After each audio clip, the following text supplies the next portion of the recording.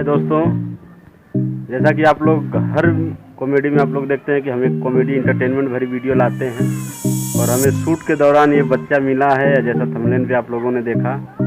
और उसकी एक इच्छा थी कि हमें भी एक यूट्यूब पे डाला जाए और हमें भी लोग देखें।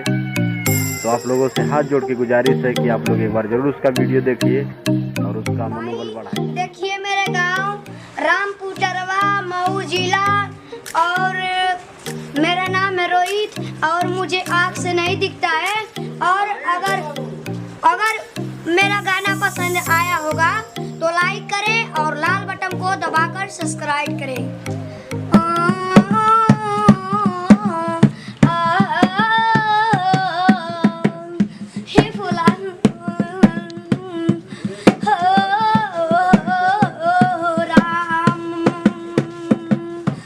अरे कवना करमवा लिखला सुनाए बोला बाबा भैया भौजी घरवा से निकाल हो। कवना करमवा लिखला सुनलाए भोले बाबा भैया भौजी घरवा से निकाल हो। हमरा के कौन सा जइया हो लिखला हो कवन कैनी करमवा साथ हो। हमरा के कवन सा जइया भोले लिखला हो कवन गलती कैली हम साथ हो।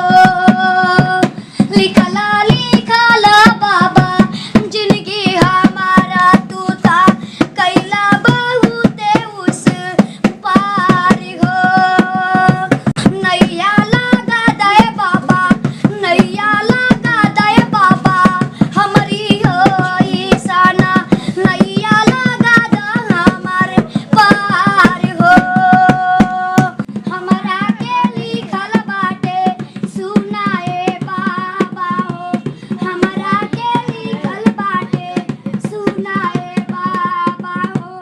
जिंदगी लिखल बाई खराब हो। ए गौरी है क्या तीरे तीरे अरे जात रंगनी धीरे हो धीरे। क्या बात है। एक नदी क्या तीरे तीरे जात रंगनी धीरे धीरे। हम आँखी देखली हो रामा हम आँखी देखली सुंदर शरीरिया गिया में जार लहे राम। सवा के लेब माना तीनों जानी यही है घाटे।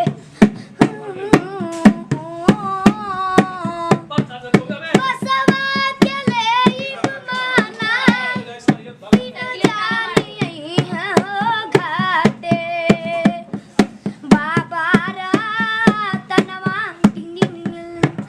अहो बाबा तनवा अपन जमल का दोसरा पे धर लहे राम।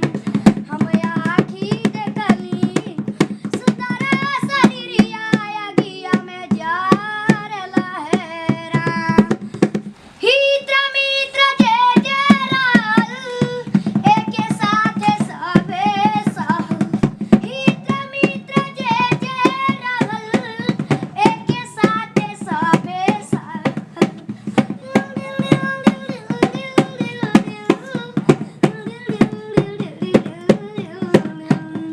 माटी के दहिया माटी के दहिया एक दिन गिया में जार लहे राम।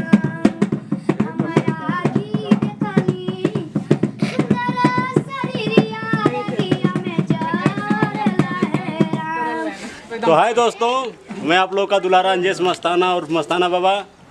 जैसा कि आप लोगों ने वीडियो में देखा कि एक छोटा सा बच्चा है और बड़ी भगवान का उसको दुख है। और आप लोग जैसे उसने बताया आप लोगों के कि वो आँख से अंधा है, देख नहीं पाता है, लेकिन भगवान ने उसको सुर बहुत अच्छा दिया है। तो आप लोगों से गुजारिश है कि इस बच्चे को इतना फेमस करिए, इंस्टाग्राम, फेसबुक, यूट्यूब, जहाँ भी लगे आप लोग शेयर करिए ताकि ये भी बच्चा 2 पैसा कमा सके जो मुझे और अपने परिवार में खुश रहे।